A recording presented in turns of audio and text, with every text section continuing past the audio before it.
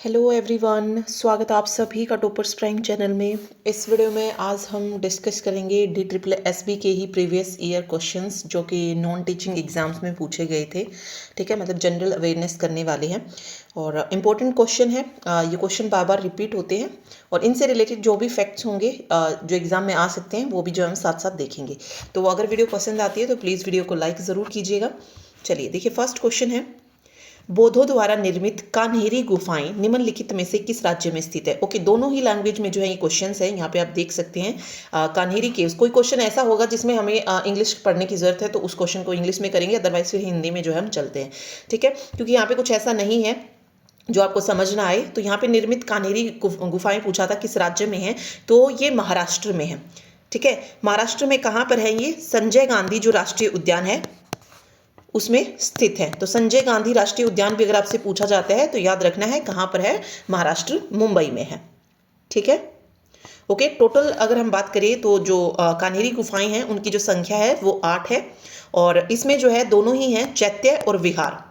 चैत्य और विहार दोनों ही जो है इसमें शामिल है गुफाओं में। ठीक है, चैत्य क्या होते हैं? सभा कक्ष होते हैं जिसमें क्या पाए जाते हैं? स्तूप। तो ये क्वेश्चन आ जाता है कई बार। ठीक है, जहाँ पे मतलब स्तूप होते हैं उन्हें क्या कहते हैं, तो वो चैत्य हो जाएंगे। विहार क्या होता है? जो भिक्षु होते हैं उनका रहने की जो जगह होती है, यानी कि कह सकते हैं कि भिक्षुओं के का जो निवास होता है उसको विहार जो है कहा जाता है। ओके, और इसके अलावा क्या पूछा जाता है? कान्हेरी गुफाएं की जगह आपसे एलिफेंटा गुफाएं पूछेंगे तो वो भी यहाँ पे हो जाएंगे। ठीक, चलिए जी अगला क्वेश्चन देखते हैं। नेक्स्ट क्वेश्चन क्या है? मध्य प्रदेश के निम्नलिखित नृत्य रूपों में से किसे फसल नृत्य के रूप में भी जाना जाता है?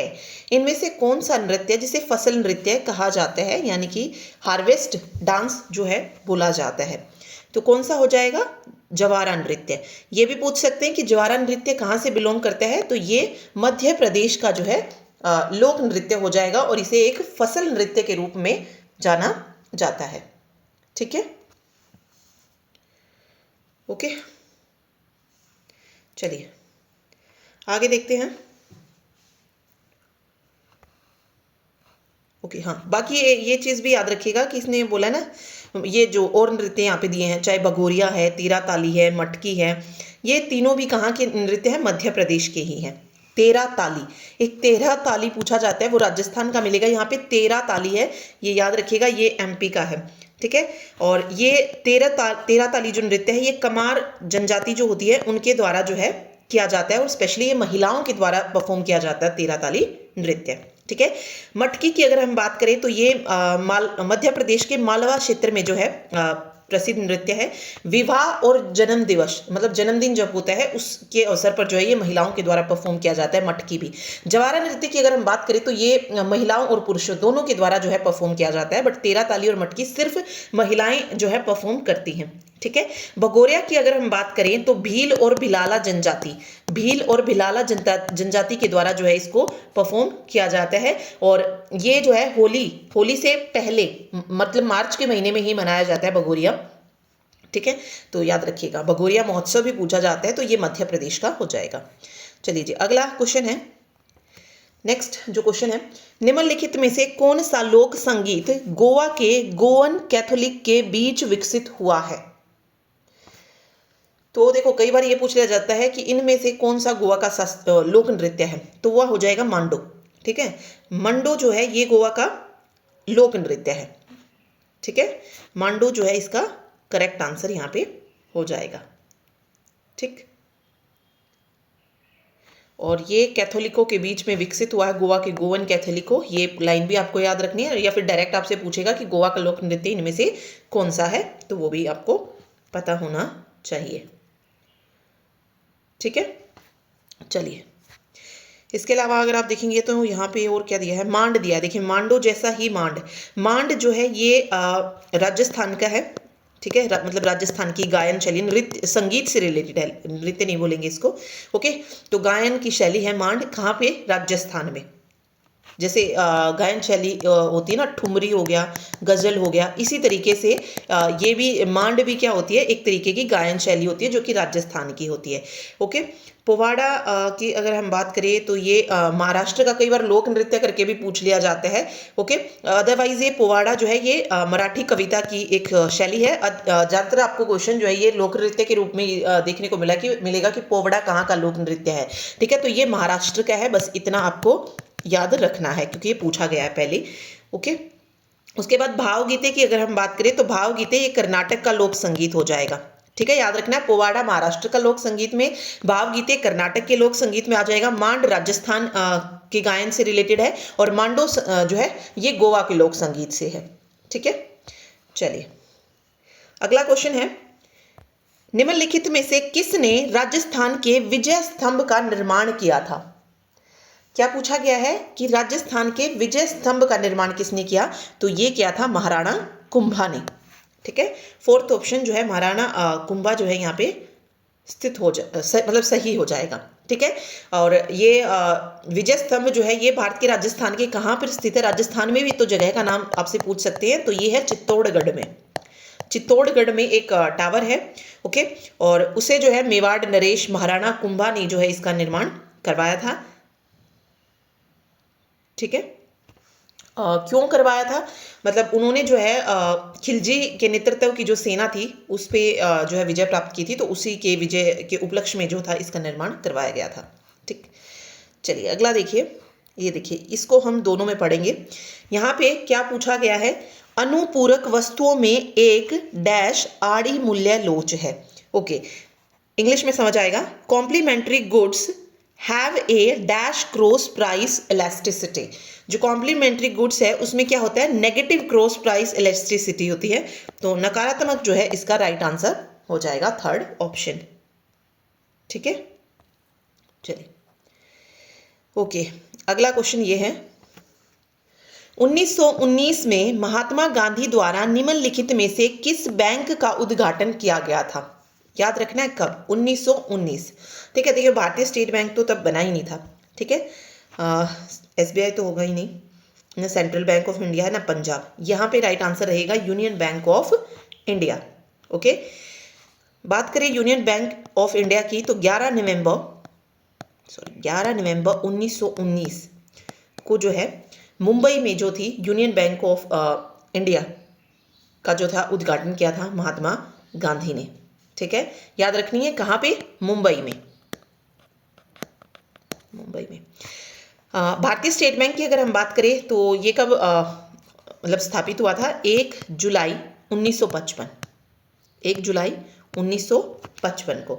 ठीक है, सेंट्रल बैंक ऑफ इंडिया ये 21 दिसंबर 1911, और पंजाब नेशनल बैंक था 19 मई 1894 लाहौर पाकिस्तान में। ठीक है, ये किसने रखा था? पंजाब नेशनल बैंक को स्थापित किया था लाला लाजपत राय और दयाल सिंह मजीठिया ने, मतलब संस्थापक कह सकते हैं। ओके, तो महात्मा गांधी वाला आपको याद रखना है यूनियन बैंक ऑफ इंडिया। चलिए ओके, अगला देखिए क्वेश्चन क्या है, वस्तु एवं सेवा कर भारत में कब पेश किया गया था? The goods and service tax, GST की बात हो रही है यहाँ पे, goods and service tax full form भी पूछी जाती है। तो ये कब इंट्रोड्यूस्ड हुआ था इंडिया में? तो ये हो जाएगा 2017 में जो था इसको इंट्रोड्यूस किया गया था। एक क्वेश्चन आता है GST जो है ये डायरेक्ट टैक्स है या इनडायरेक्ट टैक्स है? तो GST की अगर हम बात करें तो ये क्या है? एक इनडायरेक्ट टैक्स है, अप्रत्यक्ष कर है। ठीक, कई बार जो है इसकी डेट भी पूछ ली जाती है कि मतलब 2017 में भी जो है वो डेट के साथ दे सकते हैं, तो डेट भी याद रखनी है, 1 जुलाई 2017 को जो था पेश किया गया था। ठीक है, संशोधन विधेयक पूछेंगे तो 122वां संशोधन था ये, जिसके तहत जो था ये आया था। ठीक, चलिए अगला क्वेश्चन है। ओके, ये 2021 का है तो इसको छोड़ते हैं हम। उस वक्त की आप कह सकते हैं कि किसका क्वेश्चन है ये? करंट का क्वेश्चन है, तो हमारे काम का नहीं है अभी ये। देखो क्वेश्चन यहाँ पे दोनों पढ़ने आपको। क्वेश्चन में क्या कहा गया है, व्यय विधि द्वारा राष्ट्रीय आय की गणना करते समय निम्नलिखित में से किस घटक पर ध्यान नहीं दिया जाता है। तो इसमें पूछा क्या गया है, which of the following component is not taken into account while national income by expenditure method. Okay, जब कैलकुलेट करते हैं नेशनल इनकम को किसके द्वारा, एक्सपेंडिचर मेथड के द्वारा जब किया जाता है, ठीक है, तो किस चीज़ को जो है शामिल नहीं किया जाता है। ठीक है, तो 3 चीज़ें हैं जो शामिल की जाती हैं। देखिए, सरकारी व्यय, घरेलू उपयोग और निवेश व्यय, यानी कि government expenditure, house hold consumption और इन्वेस्टमेंट एक्सपेंडिचर को जो है एक्सपेंडिचर मेथड में इन्वॉल्व किया जाता है। जिसे नहीं किया जाता वो है purchase of share and bonds, यानी कि जो भी खरीदी गए शेयर और बॉन्ड्स हैं उनको जो है एक्सपेंडिचर मेथड के अंदर नहीं रखा जाता है। ठीक है, तो याद रखना है, गवर्नमेंट एक्सपेंडिचर को रखा जाता है, हाउस होल्ड कंजप्शन को रखा जाता है, इन्वेस्टमेंट एक्सपेंडिचर को रखा जाता है। ठीक है, मतलब जिसपे व्यय हो रहा है, ठीक है, चाहे वो निवेश व्यय हो रहा है, सरकारी व्यय या घरेलू उपभोग है, इनको शामिल किया जाता है। किसी चीज़ की खरीद को जो है एक्सपेंडिचर मेथड में नहीं रखा जाएगा। ठीक है, 3 मेथड हमने जो है बहुत बार मैंने आपको बताए हैं, जो नेशनल इनकम है उसको कैलकुलेट करने के। ठीक है, तो उनमें से एक एक्सपेंडिचर मेथड होता है जिनमें इन 3 चीज़ों को शामिल किया जाता है। ठीक है, चलिए अगला क्वेश्चन देखते हैं। अगला क्वेश्चन पूछा गया, ऊर्जा की एसआई इकाई क्या है, what is the SI unit of energy. तो एसआई यूनिट क्या हो जाएगी, किसकी, एनर्जी की, तो एसआई यूनिट हो जाएगी जूल। ठीक है, जो ऊर्जा का एसआई मात्रक होता है वो क्या होता है, जूल होता है। ठीक, बस ये याद रखिएगा। चलिए ओके, नेक्स्ट क्वेश्चन है, यहाँ से देख लेते हैं। निम्नलिखित में से कौन सा राष्ट्रीय उद्यान पश्चिम बंगाल में स्थित नहीं है। क्या पूछा इसने, जो पश्चिम बंगाल में नहीं है वो बताना है। देखो कौन सा स्थित है पहले वो देख लेते हैं। बुक्सा टाइगर रिजर्व, गोरुमारा राष्ट्रीय उद्यान और जलदापड़ा राष्ट्रीय उद्यान, तीनों ही कहां पर स्थित हैं, पश्चिम बंगाल में है। जो नहीं है वो है कान्हा राष्ट्रीय उद्यान। ठीक है, क्योंकि कान्हा राष्ट्रीय उद्यान जो है ये कहां पे है, मध्य प्रदेश में है, एमपी में है। और सबसे ज्यादा राष्ट्रीय उद्यान भी कहां पर है, एमपी में है, मध्य प्रदेश में ही स्थित है।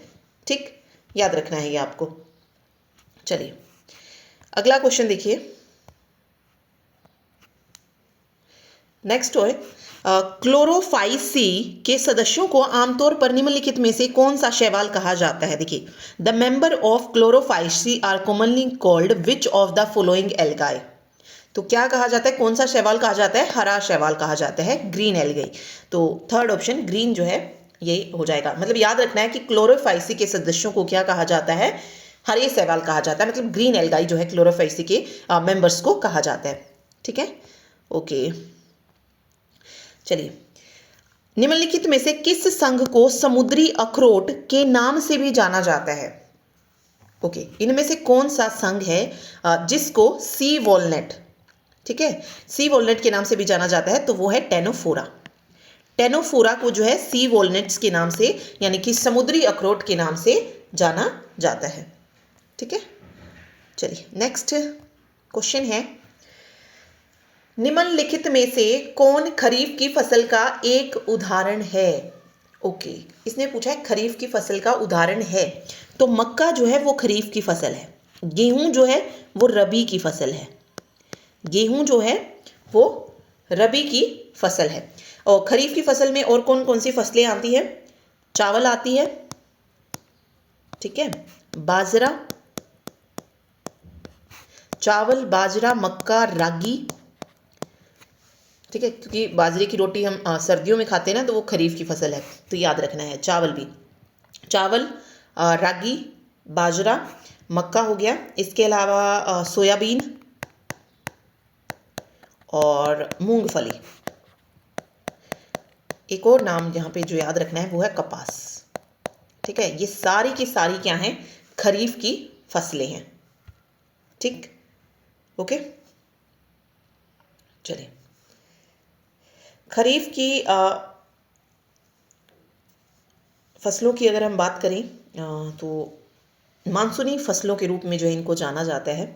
ठीक है, क्योंकि जो खरीफ की फसलें होती हैं उनकी जो बुआई होती है वो वर्ष जो मानसून आता है, जब मानसून का मौसम होता है उसमें जो है की जाती हैं। ठीक है, तो खरीफ की फसलें बारिश के मौसम में बोई जाती है और ये सारी जो है उसमें आ जाती हैं। ठीक, चलिए तरबूज हमने देखा, तरबूज होती है कैसी, जायद फसल होती है ये। ना खरीफ में आती है ना रबी में आती है। ठीक है, खरीफ और रबी के बीच में एक मौसम आता है। ओके, उस मौसम को ही हम जायद कहते हैं। उसमें जो पानी वाले जो फ्रूट्स होते हैं जैसे तरबूज हो गया, खरबूजा हो गया, ये सब जो है इसमें आते हैं। करेला हो गया, ककड़ी हो गई, कद्दू हो गई, ये जायद की फसलें होती हैं, तो तरबूज जो है इसमें आ जाते हैं। ओके,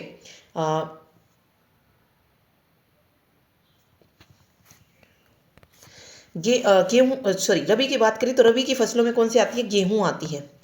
गेहूँ के साथ सरसों, ठीक है, मटर, जौ, ये नाम आते हैं, तो ये याद रखने हैं। ठीक है, दलहन, ये सब क्या है? सॉरी, दलहन है। दलहन ये रबी की फसलें हैं। ओके, चलिए अगला क्वेश्चन देखिए। अगला क्वेश्चन है, निम्नलिखित में से किस राज्य को भारत का ऑर्किड राज्य के रूप में जाना जाता है? क्या बोला जाता है? ऑर्चिड स्टेट ऑफ इंडिया किसको कहा जाता है? तो ऑर्किड राज्य के रूप में जाना जाता है किसको? अरुणाचल प्रदेश को। थर्ड ऑप्शन अरुणाचल प्रदेश जो है बिल्कुल सही हो जाएगा यहाँ पे।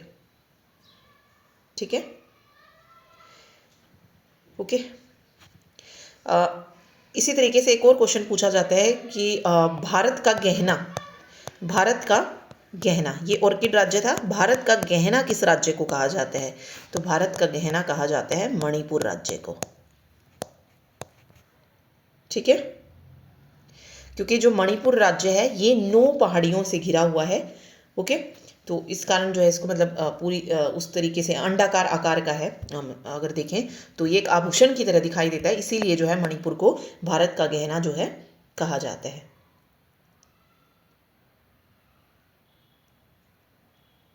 ठीक है, और मणिपुर में क्या है?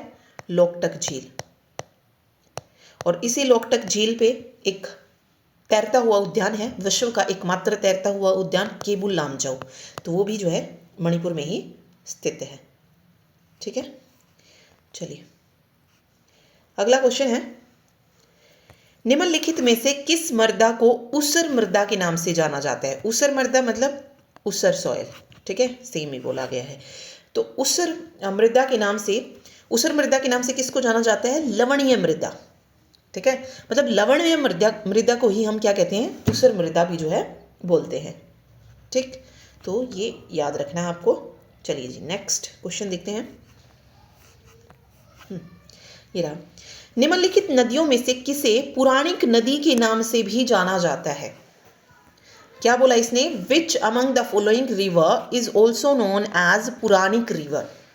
तो पुराणिक रिवर के नाम से किसको जाना जाता है? सिंधु नदी को जो है पुराणिक नदी के नाम से जाना जाता है। तो सिंधु जो है यहाँ पे इसका राइट आंसर हो जाएगा।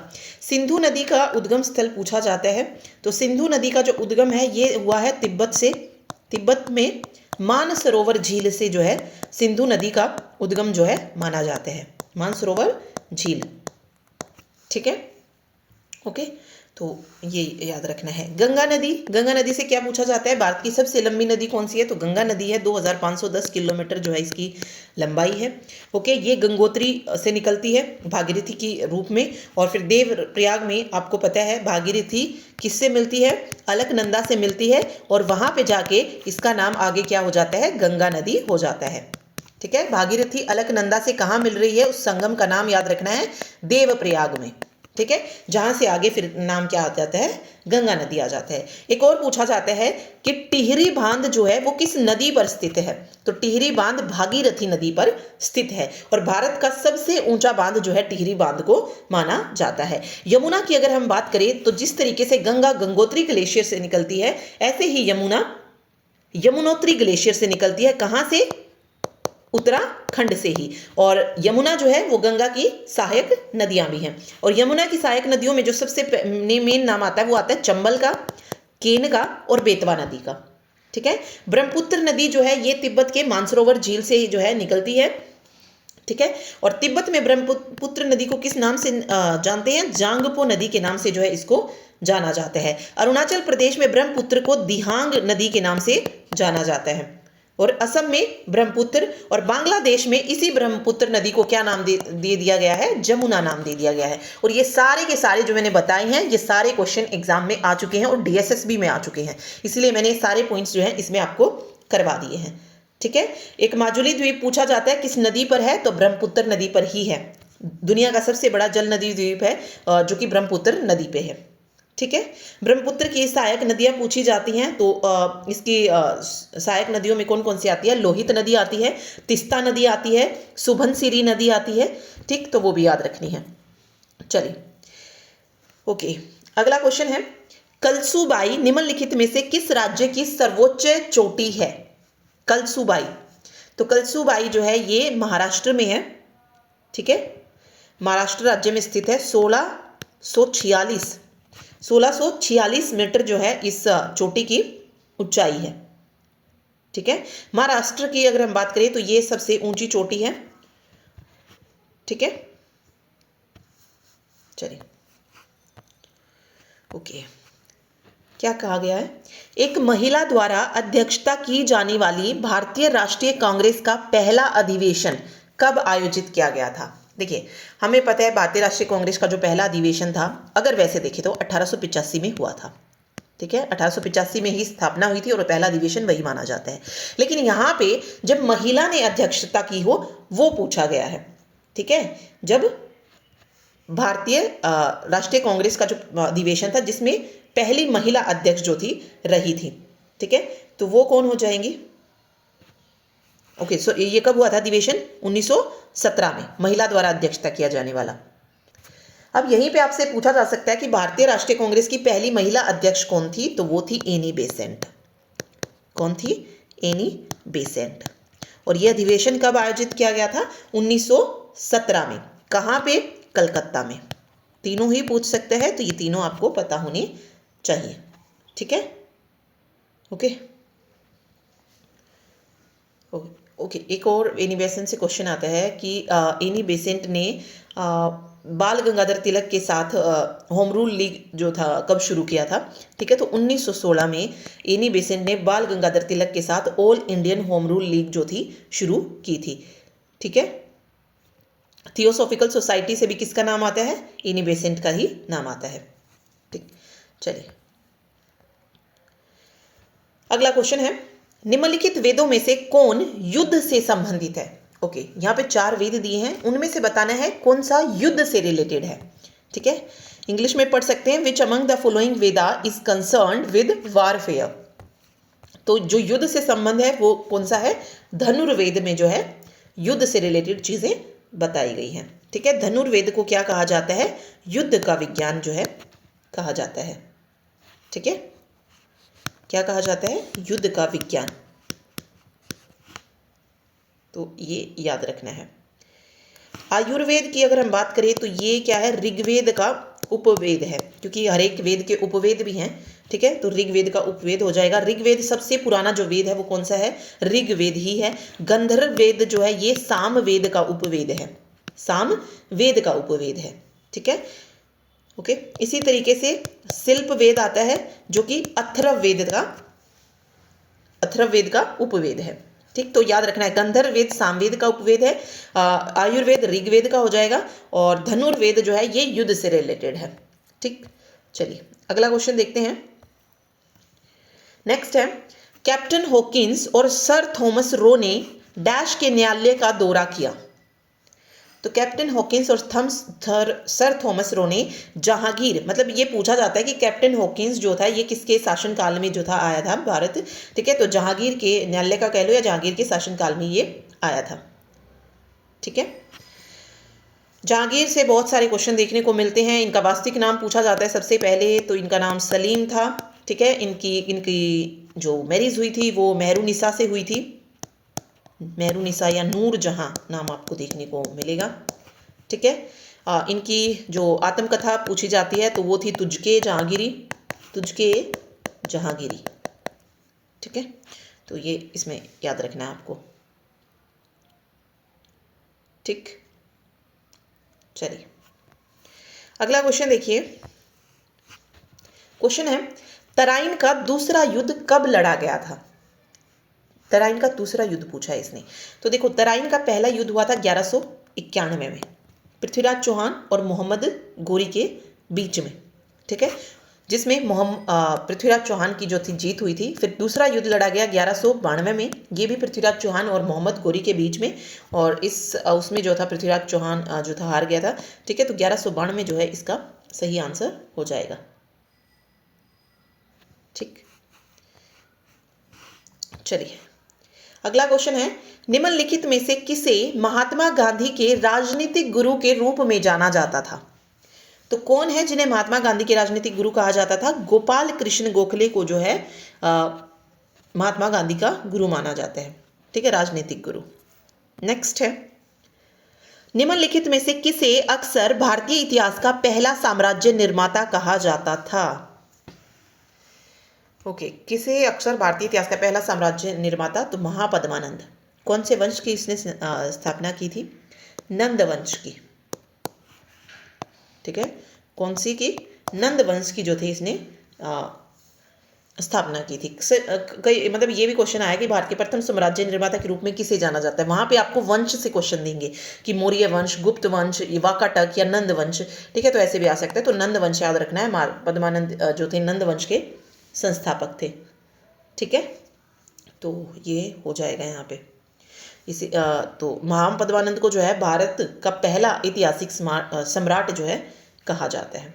और धनानंद इसका पुत्र था, जिसको चंद्रगुप्त मौर्य ने जो था मारा था, ठीक है। चंद्रगुप्त मौर्य ने परास्त किया था चाणक्य के साथ मिलकर, और फिर मौर्य साम्राज्य जो था नंदवंश के बाद आया था, ठीक है। चलिए अगला क्वेश्चन है, निम्नलिखित में से किसने बंगाली गीत वंदे मातरम लिखा? बंगाली गीत वंदे मातरम लिखा है किसने? बंकिम चंद्र चटर्जी ने जो है इसको लिखा है, ठीक है, बंकिम चंद्र चटर्जी। और ये जो वंदे मातरम है ये किस में से लिया गया है? आनंद मठ, ये बुक का नाम भी पूछा जा सकता है, आनंद मठ में से जो है लिया गया है। 1882 में ये बुक जो थी प्रकाशित हुई थी। और ये पूछा जाता है कि जो वंदे मातरम था राष्ट्रीय गीत, ठीक है, राष्ट्रीय गीत है ना वंदे मातरम, तो इसको पहली बार कब जो था गाया गया था? तो 1896 में जो था रविंद्रनाथ टैगोर ने जो था वंदे मातरम को पहली बार गाया था, ओके। फिर आता है कि राष्ट्रीय गीत को अपनाया कब गया था? तो 24 जनवरी 1950 को जो है संविधान सभा द्वारा जो था इसको अपनाया गया था, ठीक है। तो याद रखना है, सबसे पहले ये 1896 का जो अधिवेशन हुआ था उसमें जो था पहली बार वंदे मातरम को जो है गाया गया था। 1896 के कौन सा अधिवेशन था, कहाँ पे हुआ था? कलकत्ता अधिवेशन था ये भी। और इस अधिवेशन की अध्यक्षता कौन कर रहा था? एम रहमतुल्ला सयानी कर रहे थे। एम रहमतुल्ला सयानी जो है 1896 के कलकत्ता अधिवेशन की अध्यक्षता कर रहे थे, ठीक है।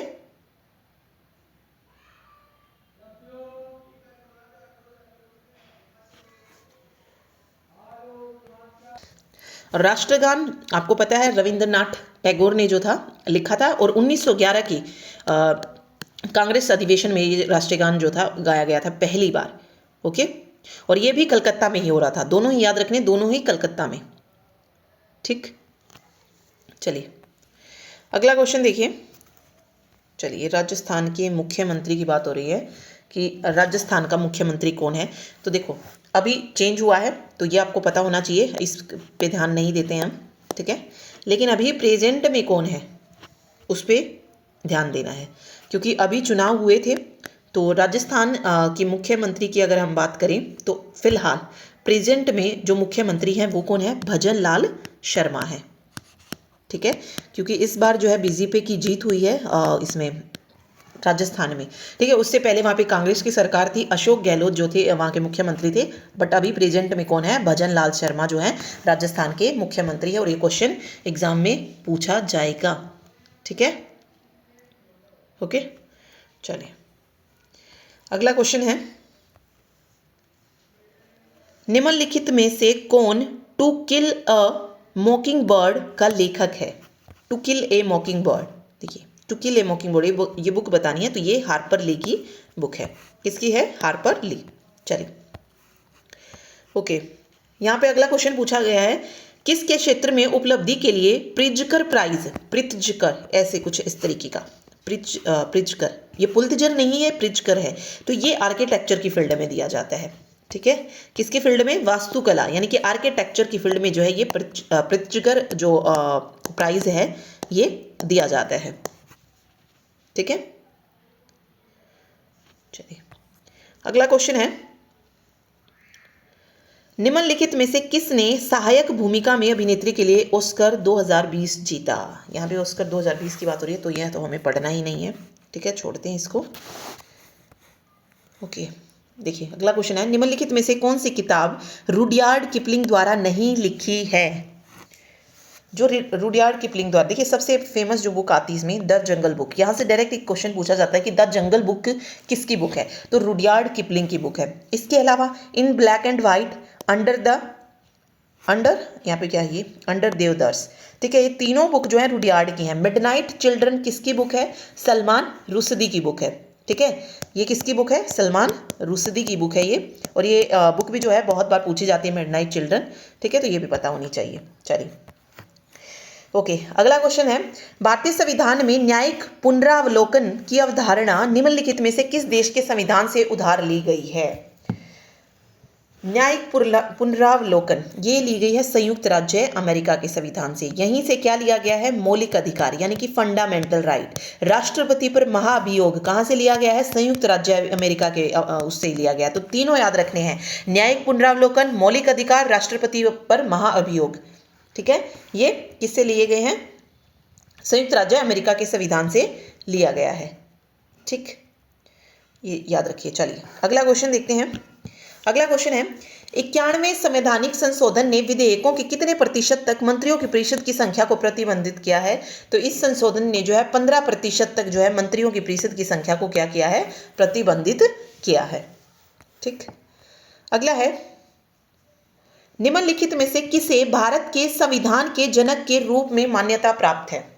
तो भारत के संविधान का जनक किसको कहा जाता है? डॉक्टर भीमराव अंबेडकर को कहा जाता है। तो BR अंबेडकर जो है इसका राइट आंसर हो जाएगा।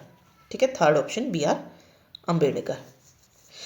ओके, अब पूछा जाता है कि संविधान के निर्माण में कुल टाइम कितना लगा था? तो 2 वर्ष 11 माह और 17 दिन का टाइम जो था संविधान को, 17 दिन का टाइम जो है संविधान को बनने में लगा था। ठीक है, ठीक, चलिए अगला क्वेश्चन है ये, वेट, ये रहा क्वेश्चन। क्या बोला गया है?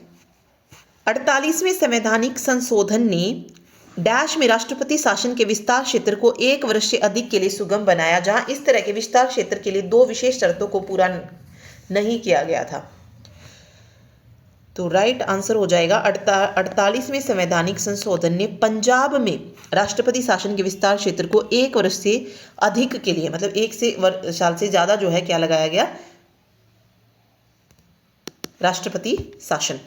किस उसमें जो है राष्ट्रपति शासन के बारे में मिलता है? आर्टिकल 356, आर्टिकल 356 में जो है राष्ट्रपति शासन जो है उसके बारे में जानकारी मिलती है। ओके,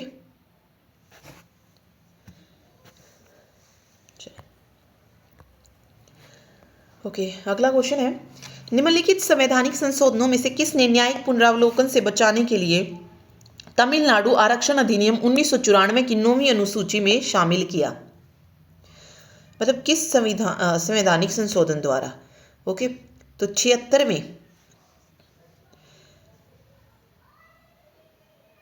संशोधन द्वारा जो है तमिलनाडु आरक्षण अधिनियम को जो है 9वीं अनुसूची में शामिल किया गया था।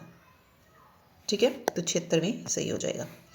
अगला है, अखिल भारतीय फुटबॉल महासंघ ने घोषणा की है कि, ओके चलिए हमारे काम का नहीं है तो छोड़ते हैं इसको, क्योंकि करंट का ये क्वेश्चन है। चलिए यहाँ पे है, निम्नलिखित में से कौन अर्जुन पुरस्कार से सम्मानित होने वाला पहला क्रिकेट खिलाड़ी है? यहाँ पे बात हो रही है पहले क्रिकेट खिलाड़ी की। ठीक है, तो जो खिलाड़ी सबसे पहले क्रिकेट खिलाड़ी जिसको अर्जुन पुरस्कार से सम्मानित किया गया था वो कौन थे? सलीम दुर्रानी। ठीक है, सलीम दुर्रानी जो है इसका राइट आंसर हो जाएगा। ठीक, चलिए जी अगला क्वेश्चन देखते हैं।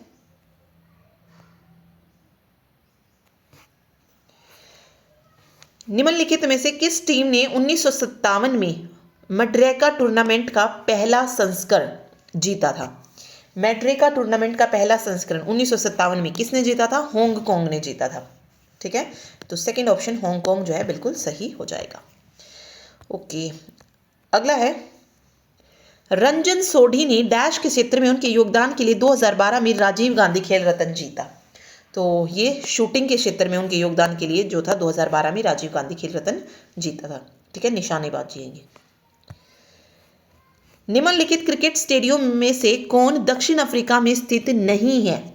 क्या पूछा इसने? जो साउथ अफ्रीका में नहीं है वो बताना है। Centurion Park, Kingsmead Stadium, Willowmoore Park, ये तीनों ही जो हैं दक्षिण अफ्रीका में हैं। ठीक है, जो नहीं है वो है सोफिया गार्डन्स। तो कहाँ पे है सोफिया गार्डन्स?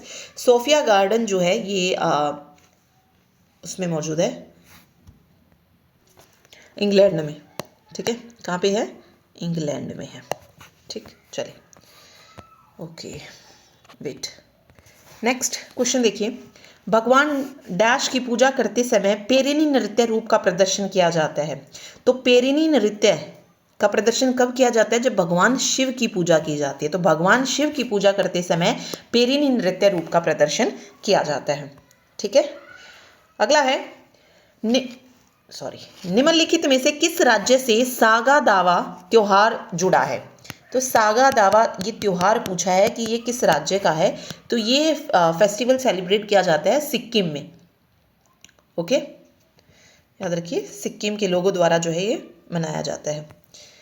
नेक्स्ट है बजट की बात नहीं करेंगे क्योंकि 2024 का बजट आ चुका है अब तो। ये क्वेश्चन इंपॉर्टेंट है। भारतीय रिजर्व बैंक को स्थायी रूप से डैश में मुंबई में स्थानांतरित किया गया था। तो जो आरबीआई था उसको मुंबई में कब जो है ट्रांसफर किया गया था? तो 1930 रूप में जो है 1937 में जो है स्थायी रूप से मुंबई में स्थानांतरित कर दिया गया था। किसको? भारतीय रिजर्व बैंक को। ठीक है, 1934 का जो बैंक अधिनियम था उसके तहत जो है आरबीआई की स्थापना हुई थी। और कब से जो है शुरू हो गया था? 1 अप्रैल 1935 को जो है इसकी मतलब वो मानी जाती है शुरुआत। ओके, और पहले आरबीआई कहाँ था मुंबई में स्थानांतरित होने से पहले? तो कोलकाता में जो था इसको स्थापित किया गया था 1 अप्रैल 1935 को 1934 के प्रावधान के अनुसार। ठीक है, तो 1937 में स्थायी रूप से मुंबई में ट्रांसफर कर दिया गया था। चलिए ओके, अगला क्वेश्चन है रोध गलन का सामान्य नाम क्या है? क्या पूछा इसने? What is the common name of myocardial infarction?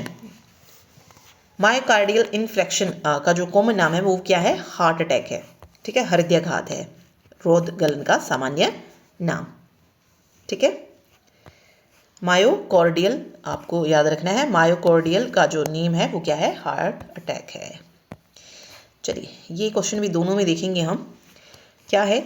आधुनिक आवर्त नियम बताता है कि तत्वों के गुणधर्म उनके डैश का आवर्त फलन है। यानी कि जो मॉडर्न पीरियोडिक लॉ है वो क्या कहता है? Properties of elements are a periodic function of their, क्या हो जाएगा? एटॉमिक नंबर, यानी कि परमाणु क्रमांक। ठीक है, जो एलिमेंट की प्रॉपर्टीज हैं वो क्या है? फंक्शन है देयर एटॉमिक नंबर्स। ठीक है, परमाणु क्रमांक जो है सही होगा। अगला क्वेश्चन है members of phylum are commonly known as sponges. मतलब किस फाइलम के जो मेंबर्स हैं उनको क्या कहा जाता है? स्पॉन्जी कहा जाता है। तो पोरीफेरा संघ के सदस्यों को आमतौर पर किसके नाम से जाना जाता है? स्पंज के नाम से जाना जाता है। ठीक है, नेक्स्ट देखिए। ओके, अभी हम हिंदी में पढ़ सकते हैं। निम्नलिखित में से किस पर्वतमाला को बाह्य हिमालय के नाम से भी जाना जाता है? क्या पूछा? क्या कहा इसने? किस पर्वतमाला को बाह्य हिमालय के नाम से जानते हैं? तो शिवालिक को जो है बाह्य हिमालय के नाम से भी जाना जाता है। ठीक है, तो किसी भी तरीके से पूछा जाए, हिमालय की सबसे भारी पर्वत पूछा जाए, ठीक है, ये भी क्या हो जाएगा? शिवालिक ही हो जाएगा। ठीक, हिमालय पर्वत का दूसरा नाम अगर आपसे पूछा जाता है तो वो क्या हो जाएगा? वो हो जाएगा हिमाद्री। ठीक है, ओके, सबसे उत्तरी श्रृंखला अगर पूछी जाए तो वो कौन सी हो जाएगी? महान हिमालय हो जाएगी।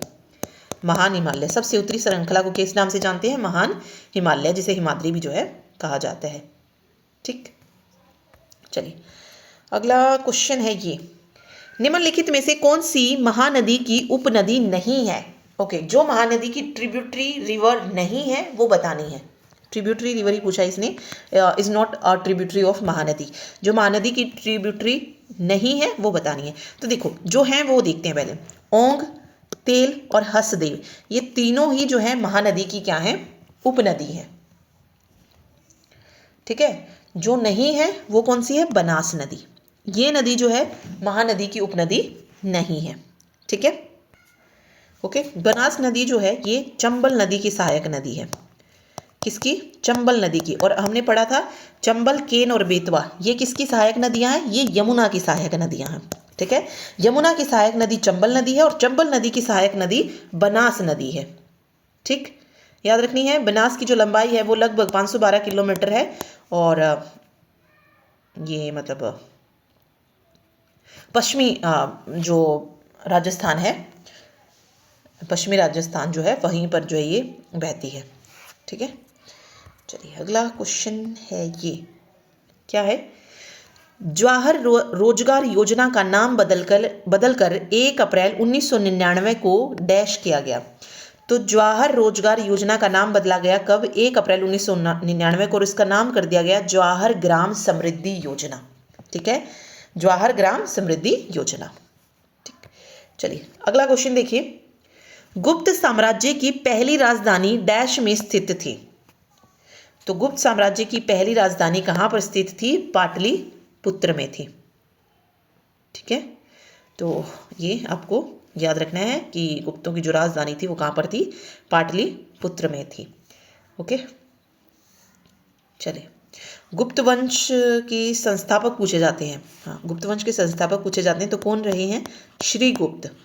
श्रीगुप्त जो है ये गुप्त वंश के संस्थापक माने जाते हैं। लेकिन इसमें जो सबसे फेमस नाम जो आया गुप्तों में वो किसका आया था? चंद्रगुप्त प्रथम का आया था सबसे पहले। किसका नाम आया था? चंद्रगुप्त प्रथम। यहाँ से एक क्वेश्चन आता है, ओके, यहाँ से पूछा जाता है कि महाराज धीराज की उपाधि जो है किसने धारण की थी? महाराज धीराज की, तो वो चंद्रगुप्त प्रथम ने ही धारण की थी। ठीक है, चंद्रगुप्त के बाद जो नाम आता है वो आता है समुद्रगुप्त का। समुद्रगुप्त से क्वेश्चन आता है कि भारत का नेपोलियन के नाम से किसको जाना जाता है? ठीक है, तो वो किसको जाना जाता है? समुद्रगुप्त को जाना जाता है। फिर नाम आता है चंद्रगुप्त द्वितीय का। ये चंद्रगुप्त प्रथम था, अब आता है इसके बाद चंद्रगुप्त द्वितीय। ठीक है, ओके, जिसने कौन सी उपाधि धारण की थी? विक्रमादित्य की। पूछा जाता है विक्रमादित्य की उपाधि किसने धारण की? तो चंद्रगुप्त द्वितीय ने धारण की थी। फिर एक नाम आता है कुमारगुप्त, कुमारगुप्त प्रथम। यहां से क्वेश्चन आता है कि नालंदा विश्वविद्यालय जो था उसकी स्थापना किसने की थी? तो वो कुमारगुप्त ने की थी, नालंदा विश्वविद्यालय की स्थापना। ठीक है, ओके। स्कंदगुप्त भी है जिसने विक्रमादित्य की उपाधि धारण की थी, बट मेनली आपको चंद्रगुप्त द्वितीय ही नाम जो है उसमें मिलेगा विक्रमादित्य की उपाधि धारण करने में। ओके, फिर एक लास्ट जो क्वेश्चन आते हैं कि गुप्त वंश का अंतिम शासक कौन रहा? तो गुप्त वंश का अंतिम शासक था कौन? विष्णुगुप्त। ठीक है, गुप्त वंश का अंतिम शासक कौन माना जाता है? विष्णुगुप्त को माना जाता है। ओके, चलिए अगला देखते हैं। अभी नेक्स्ट क्वेश्चन है, बक्सर का युद्ध कब लड़ा गया था? बक्सर का युद्ध लड़ा गया था कब? 1764 को। ठीक है, दो युद्ध जो पूछे जाते हैं, एक पलासी का युद्ध और दूसरा बक्सर का। पलासी का युद्ध कब हुआ था? 1757 में हुआ था, और बक्सर का युद्ध जो था ये 1764 में हुआ था। ओके, ठीक है, और ये किस किस के बीच में था? ये हेक्टर मुनरो और मीर कासिम। ठीक है, मीर कासिम के साथ जो है सुजाउद्दौला और शाह आलम द्वितीय भी थे। मीर कासिम के साथ कौन कौन था? शाह आलम द्वितीय और सुजाउद्दौला। इन मतलब तीनों ने मिलकर जो है ये कंपनी की तरफ से था ये। ठीक है, अंग्रेज की तरफ से देखे तो कौन था? हेक्टर मुनरो था, और दूसरी साइड जो था मीर कासिम था, सुजाउद्दौला था और शाह आलम द्वितीय था। ठीक है, याद रखना है ये। चलिए अगला क्वेश्चन है, ब्रिटिश हाउस ऑफ कॉमन्स का सदस्य बनने वाले पहले भारतीय कौन थे? तो जो ब्रिटिश हाउस ऑफ कॉमन्स का सदस्य बने थे वो थे दादा भाई नौरोजी। ठीक है, इनकी एक बुक पूछी जाती है, poverty and un British rule in India. ये बुक पूछी जाती है किसकी है, तो ये दादा भाई नौरोजी की बुक है। ठीक है, चलिए नेक्स्ट है, योगी आदित्यनाथ का वास्तविक नाम क्या है। योगी आदित्यनाथ सभी को पता होगा, यूपी के जो है सीएम है अभी प्रेजेंट में। ठीक है, तो उनका वास्तविक नाम पूछा गया, तो उनका जो सही नाम है वो है अजय सिंह बिष्ट। ठीक है, चलिए नेक्स्ट है, the secret of the Nagas, the secret of the Nagas is written by, ये बुक बतानी है किसकी है, तो ये अमीश त्रिपाठी की बुक है, the secret of the Nagas. ठीक, ओके, फिल्म फेयर है तो हम अभी ये 2023-24 के पढ़ेंगे, इनको नहीं पढ़ना है। चलिए अगला क्वेश्चन है, 21वीं संवैधानिक संशोधन में सिंधी को 8वीं अनुसूची में डैश भाषा के रूप में शामिल किया गया था। कौन सा संशोधन की बात हो रही है, 21वां जब संवैधानिक संशोधन हुआ था, कब हुआ था, 1967 में जो था 21वां संवैधानिक संशोधन हुआ था, उस वक्त जो है सिंधी भाषा को जो है क्या जोड़ा गया था, 8वीं अनुसूची में जो है 15वीं भाषा के रूप में जोड़ा गया था। ओके, तो ये याद आपको रखना है। और देखो एक क्वेश्चन आता है कि संविधान की 8वीं जो अनुसूची है उसमें मूल रूप से कितनी भाषाओं को शामिल किया गया था। तो जब संविधान बना था उस वक्त जो अनुसूची थी उसमें जो भाषाएं थी वो कितनी थी, 14। ठीक है, कितनी भाषाएं थी, 14 भाषाएं थी।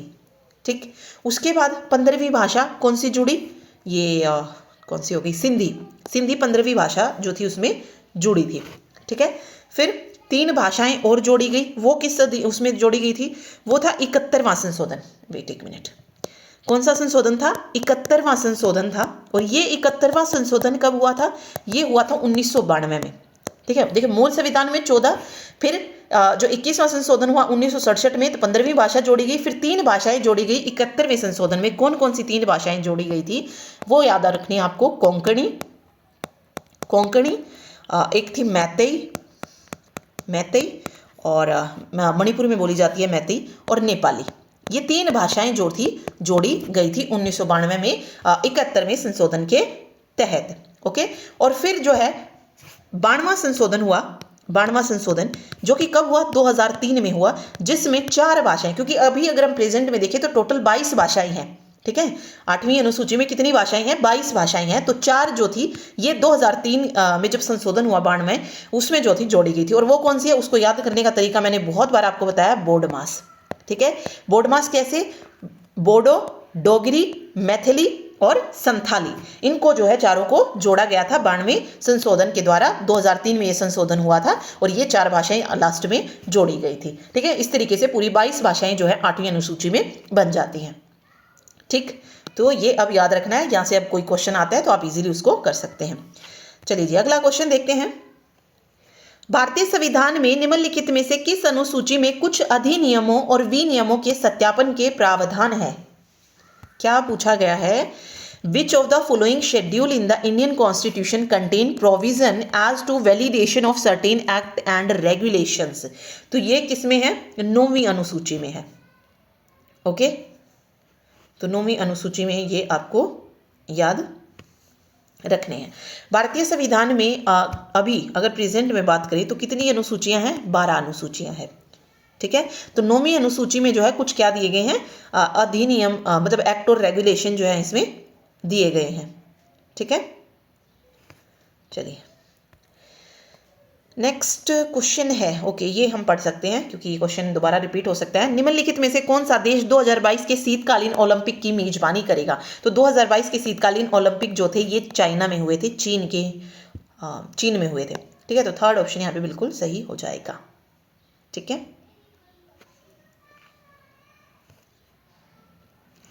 ओके, चलिए अगला क्वेश्चन देखते हैं, ये रहा। ये छोड़ते हैं अभी।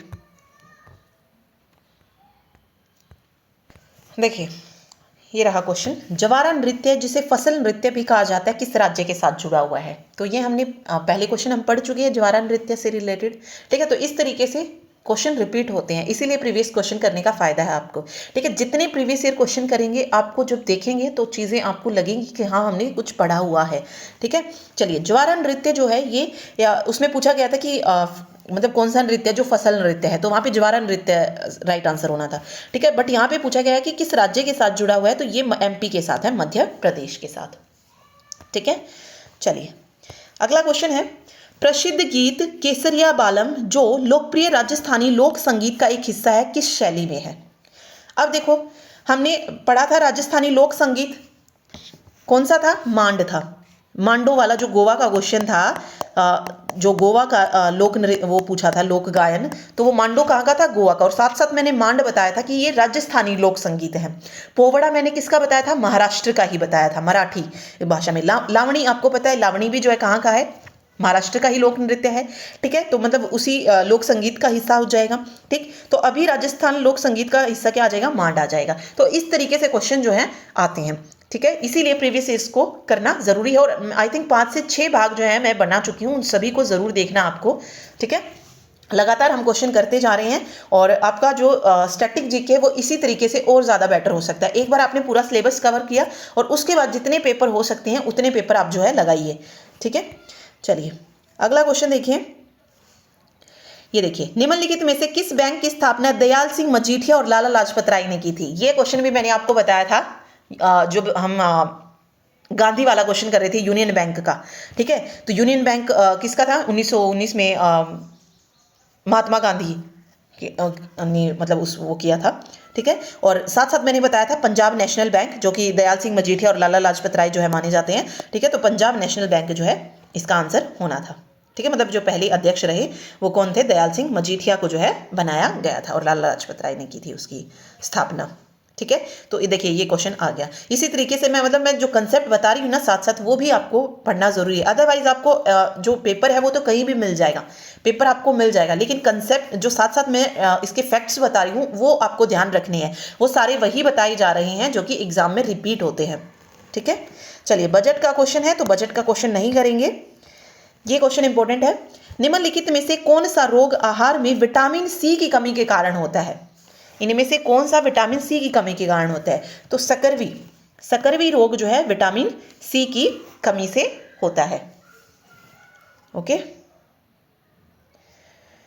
अब यहां से क्वेश्चन आता है कि जो मतलब 2 तरीके के जो है विटामिन होते हैं। कुछ होते हैं जो जल में घुलनशील होते हैं और कुछ विटामिन होते हैं जो वसा में होते हैं। जो जल में घुल जाते हैं वो कौन कौन से होते हैं? विटामिन बी और सी जो है जल में घुलनशील विटामिन होते हैं। और वसा में कौन कौन से होते हैं? ए हो गया, डी हो गया, ई हो गया और के हो गया। ये वसा में घुलनशील होते हैं। ठीक है, फैट सोल्यूबल कह सकते हैं आप इसको, और ये वाटर सोल्यूबल होते हैं। ठीक, तो ये भी आपको इसमें याद रखना है। और विटामिन सी की कमी के कारण जो रोग होता है वो कौन सा होता है? सकरवी रोग होता है। यहाँ पे देख सकते हैं, यहाँ पे जो दिए गए हैं ऑस्टियोपोरोसिस है, गाइटर है, डायबिटीज है। ठीक है, तो सी की कमी से कौन सा होता है? सकरवी रोग जो है होता है। विटामिन बी की कमी से बेरी होता है। ठीक है, डी से कौन सा होता है? रिकेटस। और विटामिन ए से रतौंधी, नाइट ब्लाइंडनेस होती है। ठीक, चलिए अगला क्वेश्चन है। ओके, इसको दोनों को पढ़ना पड़ेगा। क्वेश्चन है, हरिता निम्नलिखित में से किस वनस्पति जगत से संबंधित है? Mosses belong to which of the following plant kingdom? क्या पूछा है? हरिता मतलब मोसिस। मोसिस किससे संबंधित है? क्या वो टेरिडोफाइटा से है, आवृत बीजी यानी कि एंजियोस्पर्म? आवृत बीजी क्या होते हैं? एंजियोस्पर्म, या ब्रायोफाइटा या जिम्नोस्पर्म। ठीक है, तो जो मोसिस हैं ये रिलेटेड होते हैं किससे? ब्रायोफाइटा से। ठीक है, किस किंगडम, प्लांट किंगडम से रिलेटेड है? ब्रायोफाइटा से है। ठीक है, ओके, अगला है, dash law is a law of physics that state that the force needed to extend और compress a spring by some distance scale linearly with respect to that distance. मतलब कौन सा नियम भौतिकी का एक नियम है जिसमें कहा गया कि कुछ दूरी तक एक स्प्रिंग को विस्तार या संपीड़ित करने के लिए आवश्यक बल उस दूरी के संबंध में रैखिक रूप से अनुमापित है? तो ये कौन सा नियम था? हुक्ला था, हुक्स लॉ। ठीक है, ओके, तो ये याद रखना है, मतलब वो स्प्रिंग को खींचते हैं उस वाले डिस्टेंस की बात हो रही है। ठीक है, चलिए ओके। अगला है पाक जल डमरू मध्य भारत को डैश से जोड़ता है। पाक जल डमरू मध्य भारत को श्रीलंका से जोड़ता है। फिर पूछा जाता है भारत को और श्रीलंका को अलग करने वाली खाड़ी कौन सी है, तो मन्नार की खाड़ी। ठीक है, ऐसे भी क्वेश्चन आता है तो ये भी याद रखना है। पाक जल डमरू मध्य पूछा जाए तो ये भी भारत और श्रीलंका के बीच में है। ठीक, तो ये याद आपको रखना है। ठीक है, ओके। अगला क्वेश्चन यहाँ पे, ओके। क्वेश्चन है पंडो बांध किस नदी पर बनाया गया है। पंडो बांध, तो पंडो बांध जो है ये है व्यास नदी पर। ये देखिए पंडो डैम इस तरीके से। तो किस नदी पर है ये, व्यास नदी पर। कहाँ पर है, हिमाचल प्रदेश में। किस नदी पर स्थित है, व्यास नदी पर स्थित है। हिमाचल प्रदेश के मंडी जिले में जो है ये स्थित है। ओके, चलिए अगला क्वेश्चन कह रहा है निम्नलिखित में से कौन सा जलोढ़ मृदा के बारे में सत्य नहीं है, जो सत्य नहीं है। ओके, देखिए पहले जो सत्य है वो जान लेते हैं। जलोढ़ मृदा का रंग हल्की ग्रे से ऐश ग्रे तक भिन्न होता है। Okay, the colour of alluvial soil vary from the light grey to ash grey.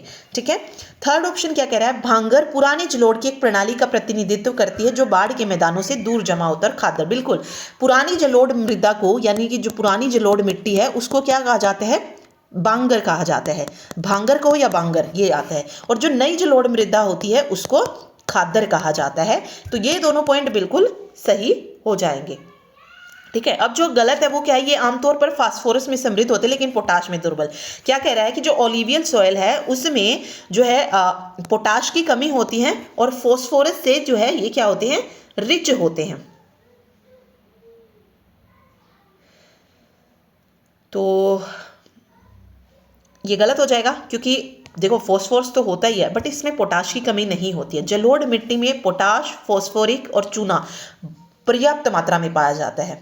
ठीक है, तो यहाँ पे पुअर इन पोटाश नहीं लिखना था, they are generally rich in phosphorus and potash ये होना था। ठीक है, मतलब दोनों ही सही समृद्ध मात्रा में पाए जाते हैं, तो इसलिए सेकंड ऑप्शन जो है यहाँ पे इसका गलत हो जाएगा। ठीक है, चलिए ओके। अगला क्वेश्चन देखिए, यज्ञ श्री शतकर्णी एक भारतीय शासक था जो निम्नलिखित राजवंशों में किस से संबंधित था। सातकर्णी, गौतमी पुत्र सातकर्णी। बहुत बार ये मैं बता भी चुकी हूँ आपको, जो हमने प्रीवियस ईयर के क्वेश्चन की जो सिलेक्शन बैच में सीरीज चल रही है तो वहाँ पे मैंने ये क्वेश्चन करवाया है गौतमी पुत्र सातकर्णी का। ठीक है, तो ये सातवाहन वंश से रिलेटेड था। ठीक है, ओके, चलिए नेक्स्ट है भारतीय राष्ट्रीय कांग्रेस का पहला स्तर बम्बे में कहां पर आयोजित किया गया था। तो अभी बताया था मैंने भारतीय राष्ट्रीय कांग्रेस की स्थापना हुई 1885 में और वही पहला अधिवेशन कहा हुआ था। ठीक है, तो ये 1885 में हुआ था और ये बॉम्बे में आयोजित किया था। कितने प्रतिनिधियों ने भाग लिया था ये क्वेश्चन आता है, तो 72 प्रतिनिधियों ने जो था भाग लिया था। फिर पूछा जाता है कि बॉम्बे के किस कॉलेज में जो थी ये हुआ था, तो गोकुलदास तेजपाल संस्कृत महाविद्यालय में जो था ये अधिवेशन हुआ था। और अध्यक्षता किसने की थी, WC बनर्जी ने की थी। और इसकी जो स्थापना थी वो किसने की थी, A.O. हयूम ने की थी।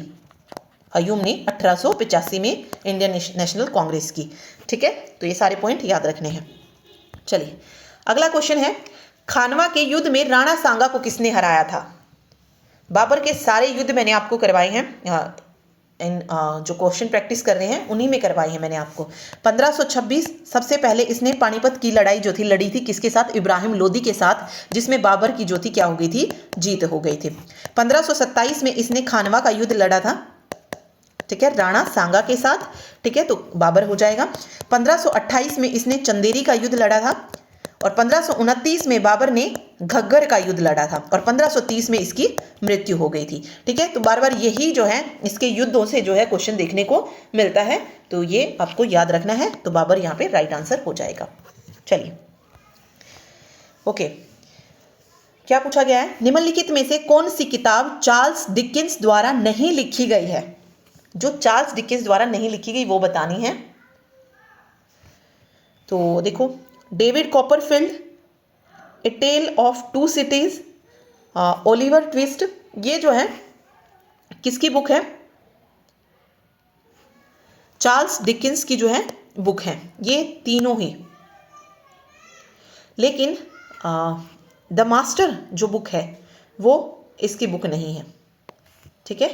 द मास्टर जो है ये इसकी बुक नहीं है, ओके। चलिए ओके, इसको दोनों में पढ़ लेते हैं। संयुक्त राष्ट्र खाद्य एवं कृषि संगठन डैश में स्थापित किया गया था। क्या पूछा है? Food and agriculture organization, FAO full form भी आ जाती कई बार। तो food and agriculture organization of the United Nation was founded in, तो ये फाउंड कब हुआ था? 16 अक्टूबर 1945 को। कहाँ पर इस संगठन की स्थापना हुई थी? कनाडा में हुई थी, ठीक है, ओके। तो 1945 हो जाएगा। और इसका मुख्यालय जो है रोम में है। पहले वाशिंगटन में था, लेकिन बाद में जो था उसको कहाँ पे स्थानांतरित कर दिया गया था। FAO का जो हेडक्वार्टर है वो फिलहाल कहाँ पे है? FAO में है, ठीक है। और वर्तमान में इसके जो सदस्य हैं वो कितने हैं? 191 सदस्य हैं, ठीक है। चलिए ओके, फिल्म फेयर है तो हम 2023 के पढ़ेंगे, इनको छोड़ते हैं अभी। अगला देखिए, भारतीय संविधान का भाग डैश संविधान के संशोधन से संबंधित है। मतलब कौन सा भाग है जो कि संविधान के संशोधन से संबंधित है?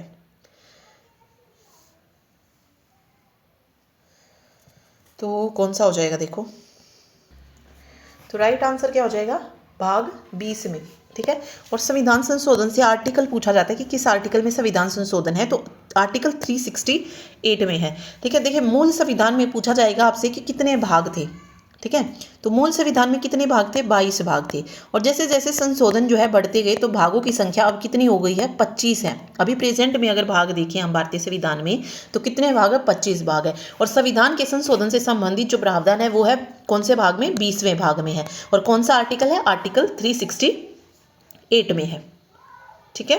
अनुच्छेद 368, ये आपको याद रखना है, ठीक है। चलिए अगला क्वेश्चन है, देखिए क्वेश्चन क्या पूछ रहा है? निम्नलिखित में से किस संवैधानिक संशोधन ने संपत्ति के मौलिक अधिकार को संक्षिप्त कर दिया? बात हो रही है संवैधानिक संशोधन की। बार बार देखो हम वो तो पढ़ते ही हैं, मौलिक अधिकार कौन सी को हटाया गया था, तो संपत्ति के मौलिक अधिकार को हटाया गया था। एक मिनट, और ये हटाया गया था 44वें संशोधन में के द्वारा जो था हटाया गया था संपत्ति के मौलिक अधिकार को। 44वां यही पड़ा है, ये 25वां कैसे हो गया? वेट, ओके, कोई आइडिया नहीं इसका, बट जहाँ तक मैंने पढ़ा है 44वें संवैधानिक संशोधन के द्वारा जो था मौलिक अधिकार में से संपत्ति के मौलिक अधिकार को हटाया गया था, ठीक है। ओके चलिए छोड़ते हैं इसको। अगला देखिए, ओके ये उसका है 2022 का है तो ये भी छोड़ते हैं। चलिए ये हमारे काम का है। फेडरेशन कप किस खेल के साथ जुड़ा है? फेडरेशन कप, लास्ट क्वेश्चन है ये, फेडरेशन कप। तो फेडरेशन कप ये फुटबॉल से रिलेटेड है। कौन से खेल से संबंधित है? फुटबॉल से संबंध रखता है, ठीक है, याद रखिएगा इसको। तो ये थे कुछ क्वेश्चंस जो कि DSSB के एग्ज़ाम में ही पूछे गए हैं, ठीक। तो मिलते हैं नेक्स्ट वीडियो में कुछ और नए क्वेश्चंस के साथ जो कि DSSB में पूछे गए होंगे, उनको भी ऐसे ही जो है डिटेल में पढ़ेंगे। तो हमें जो है आगे अगर उससे रिलेटेड कुछ पूछा जाता है तो वो क्वेश्चन हमें आता होगा, ठीक है। तो मिलते हैं नेक्स्ट वीडियो में। Thank you so much.